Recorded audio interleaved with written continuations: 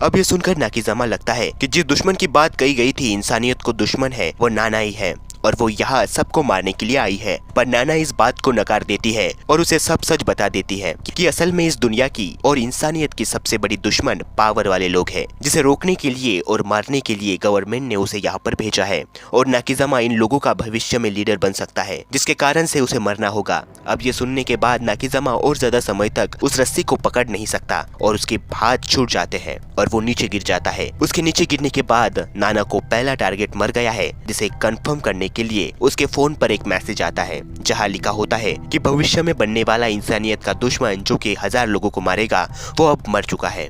और यहीं पर हमें बताया जाता है कि असल में कई सालों पहले जो वॉर हुई थी वो राक्षस के साथ नहीं बल्कि इंसानों के साथ हुई थी। कई सालों पहले कुछ बच्चे अचानक से बदल गए और उनके पास कुछ ऐसी शक्तियां आ गई जिसे वो दुनिया को बदलने के लिए लग गए। उन्होंने उन शक्तियों से दुनिया में तबाही मचा दी, जिसके कारण से गवर्नमेंट ने उन्हें रोकने के लिए कुछ पावर वाले बच्चों को इकट्ठा करके उनकी एक टीम बनाई ताकि वो उन्हें रोक सके। पर उन बच्चों ने भी उन्हें धोखा दे दिया क्योंकि उनको लगा कि वही इस दुनिया में जीने के लायक है, जिसके कारण उनके और गवर्नमेंट के बीच एक युद्ध हुआ जहां पर पावर वाले लोग हार गए और बिना पावर वाले लोग जीत गए, जिन्होंने उसके बाद टैलेंटेड बच्चों के लिए एक ऐसा आइलैंड बनाया जो सबसे अलग हो और उन्हें मारने के लिए कुछ ऐसे लोग को भेजा जो छुपकर उन्हें मार सके। अब हम फिर से प्रेजेंट समय में आ जाते हैं जहां सभी स्टूडेंट लेक के पास आकर अपनी पावर की प्रैक्टिस कर रहे होते हैं। पर कुछ स्टूडेंट यहाँ पर नॉर्मल बच्चों की तरह ही बर्ताव कर रहे थे। कुछ पानी में गिरने से डर रहे थे क्योंकि उन्हें स्विमिंग करना नहीं आता था। हम सैया को देखते हैं जो कि अपने पावर से सारे लेक को ही जमा देती है, जिससे वो नाना के नजर में आ जाती है। उसे लगता है कि ये लड़की भविष्य में सबको ज्यादा देर तक मार सकती है और उसे इसके बारे में कुछ ज्यादा ही जानकारी होनी चाहिए, जिसके लिए क्लास में आने के बाद वो सैया से सारी जानकारी लेने के लिए लग जाती है। पर तभी यहाँ मुगाओ कुछ लड़कों के साथ लड़ने लगता है। पर तभी यहाँ पर एक बंदा उठता है जो उसे पंच मारकर नीचे गिरा देता है, जिसका नाम शिबुसावा है। सैया नाना को बताती है कि इसके पास टाइम ट्रैवल करने की पावर है। अब ये सुनकर नाना का ध्यान इस बंदे पर केंद्रित होता है और अब वो उसके पीछे लग जाती है। वो उसके साथ लंच करने के लिए जाती है। ये दोनों लंच कर रहे होते हैं तभी नाना उसके पावर जानने के लिए पानी का ग्लास उस पर गिराती है। ये देखकर शिबुसावा अपनी पावर से उस पानी को फिर से ग्लास के अंदर पहुंचा देता है। अब ये देखकर नाना शॉक हो जाती है और वो सोचती है कि शिबुसावा उसके लिए खतरा बन सकता है क्योंकि वो पास में जाकर ये देख सकता है कि नाकिजामा को उसे नहीं मारा है। वो इसके बारे में सोच ही रही होती है तभी यहाँ पर क्योका आता है और शिबुसावा को कहता है कि उसे अपनी पावर का यूज करके नाकिजामा को ढूंढना होगा। ये सुनकर नाना का चेहरा उतर जाता है और वो इस बात को बदलने के लिए कहती है कि नाकिजामा को बुखार है, इसी वजह से वो आज क्लास में नहीं आया। पर क्योका उसकी बातों का यकीन नहीं करता क्योंकि उसकी रूम नाकिजामा के पास ही है और कल से वो रूम में नहीं आया है। अचानक से वो गायब हो गया है और अचानक से वो नाना की चोटी पकड़ लेता है और कहता है कि पिछले दिन तुम ही नाकिजामा के साथ थी। अब इस समय नाना समझ जाती है कि उसे अभी इस प्रॉब्लम को सॉल्व करना पड़ेगा, नहीं तो सभी लोग उस पर शक करने लगेंगे। तभी उसे याद आता है कि नाकिजामा की स्टोरी थी कि इस आइलैंड पर एक मॉन्स्टर है जो इंसानों का दुश्मन है और नाना वैसे ही बात उन सभी को बता देती है। पर क्योका को ये बात कुछ हजम नहीं होती। ये देखकर नाना खड़ी होकर डरने की एक्टिंग करती है और कहती है कि क्योका को कोई भी फर्क नहीं पड़ता है कि किसी के साथ क्या होता है, तो वो आज इतना नाकिजामा को लेकर चिंता में क्यों है, कहीं उसने ही तो उसे नहीं मारा। और उसकी एक्टिंग इतनी गजब थी कि शिबुसावा भी उस पर यकीन कर लेता है। पर वो डिसाइड करता है कि उसे ये देखना ही पड़ेगा कि नाकिजामा कहाँ गायब हो गया है। वो नाना से कहता है कि मुझे ये देखना ही होगा कि क्योका सच बोल रहा है या नहीं, कि नाकिजामा रूम में था या नहीं। तो वो टाइम में वापस जाके वो देखेगा और वो और नाना रूम के सामने आ जाते हैं और शिबुसावा टाइम में वापस जाता है और जल्दी प्रेजेंट समय में वापस आ जाता है। वो नाना को बताता है क्योका सच कह रहा था। पर यहाँ नाना को पता चलता है कि शिबुसावा बस कल तक ही टाइम में वापस जा सकता है क्योंकि टाइम ट्रैवल में उसकी काफी एनर्जी खत्म होती है, जिसके कारण से वो नीचे भी गिर जाता है। पर शिबुसावा खड़ा होता है और कहता है हमें उस चट्टान पर जाना होगा जहाँ तुम और नाकिजामा साथ थे।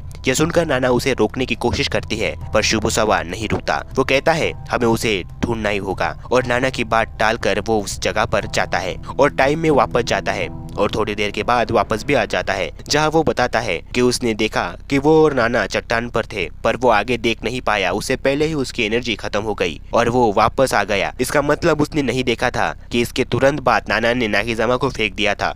शिबुसावा खड़ा होता है। आज उसके काफी एनर्जी खत्म हो गई थी, इसके कारण वो नाकिजामा को खोजने की मुहिम कल करेंगे ऐसा कहता है और उससे माफी भी मांगता है कि उसने उस पर शक किया और ये दोनों यहाँ से चले जाते हैं। उसी रात हम नाना को देखते हैं क्योंकि वो ज्यादा रिस्क नहीं ले सकती है क्योंकि शिबुसावा कभी न कभी सच तक पहुँच जाएगा। तो वो फावड़ा लेकर उसके कमरे के बाहर आ जाती है, उसे आवाज लगाती है। शिबुसावा दरवाजा खोलता है और वो डरते हुए उसे बताती है कि मैंने तुमसे झूठ कहा, असल में नाकिजामा को इंसानों के दुश्मन ने मारा है। जब हम उस चट्टान पर थे तभी उसने नाकिजामा पर हमला कर दिया था, पर मैंने ये बात किसी को नहीं बताई क्योंकि उसकी बॉडी काफी ज्यादा फट चुकी है।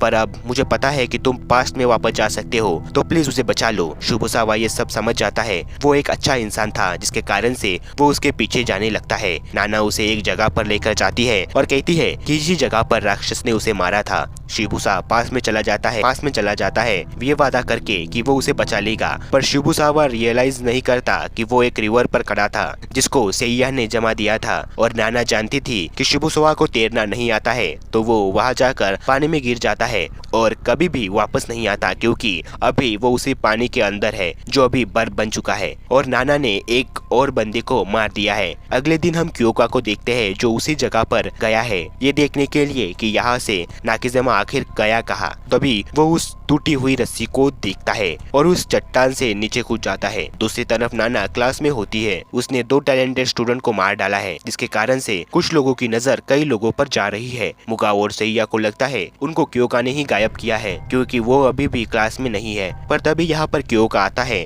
जो भीग गया है और उसके सर पर एक पत्ता होता है जो काफी अजीब लग रहा होता है। नाना जानती है कि क्योका अभी भी उसके लिए खतरा है, तो वो उसके बारे में और जानने के बारे में सोचती है और लंच टाइम के बाद पीछा करना शुरू करती है। पर वो देखती है कि क्योका बस यहाँ पर बिल्ली को खाना देने के लिए आया होता है। उसके बाद नाना क्योका के सामने आती है और उसे बता देती है कि उसके सर पर एक पत्ता है जो काफी अजीब लग रहा है। नाना ने ये इसलिए किया था ताकि वो उससे दोस्ती कर सके और वो उससे पूछती है कि वो उसकी दोस्त बन सकती है और ऐसा कहकर क्योका उसे हाँ कहकर उसे अपने साथ अपने रूम में लेकर चला जाता है, जहाँ वो नाना को बताता है कि वो यहाँ पर अपनी बहन को ढूंढने के लिए आया है जो 6 सालों पहले यहाँ से गायब हो गई थी। पर अब वो ये भी जानना चाहता है कि नाकिजामा को किसने गायब किया। यह सुनकर नाना समझ जाती है कि उसे क्योका को हटाना ही पड़ेगा और वो ऐसा कैसे करेगी इसके बारे में वो सोचने लगती है। तभी उसे पता चलता है कि क्योका को कोई भी स्मेल नहीं आती है जिसका फायदा उठाने के बारे में वो सोचती है। और अगले दिन वो कैट की जगह जहाँ क्योका बिल्लियों को खाना खिलाने के लिए आता है वहाँ गैस लीक कर देती है और क्योका का आने का इंतजार करने लगती है। थोड़ी देर बाद क्योका आ जाता है और उसे बिल्कुल भी शक नहीं होता और कुछ ही समय के बाद वहाँ पर ब्लास्ट हो जाता है। ये सब होने के बाद नाना फिर से गुड स्टूडेंट बनने की एक्टिंग करने लगती है और वो ऐसे दिखाती है कि उसे क्योका की काफी चिंता है, पर वो नहीं जानती थी कि क्योका की एबिलिटी अमरता थी, वो कभी भी नहीं मर सकता था। और जब नाना यहाँ से जाने लगती है तो क्योका अपने हाथों से उसका पैर पकड़ लेता है, जहाँ नाना उसे देखकर शॉक हो जाती है। क्योका को उस पर शक हो जाता है क्योंकि उसे जिंदा देखकर वो सदमे में दिख रही थी, पर उसकी एबिलिटी तो माइंड पढ़ना है, तो वो कैसे और क्यों उसका दिमाग नहीं पढ़ पाई और उसे क्यों नहीं पता कि उसकी एबिलिटी अमरता है। पर क्योका सोचता है कि उसके पास कोई भी प्रूफ नहीं है कि उसने ही उसे मारने की कोशिश की है और न ही ये कि उसने ही नाकिजामा और शिबुसावा को गायब किया है, तो वो उसके सामने कुछ भी नहीं कहता और ऐसा कहकर वो वहाँ से चला जाता है। नाना उसे जाते हुए देख रही। यहीं पर ये पार्ट भी खत्म हो जाता है। अगर आपको ये पार्ट पसंद आया तो आराम से सब्सक्राइब कर देना। बाय।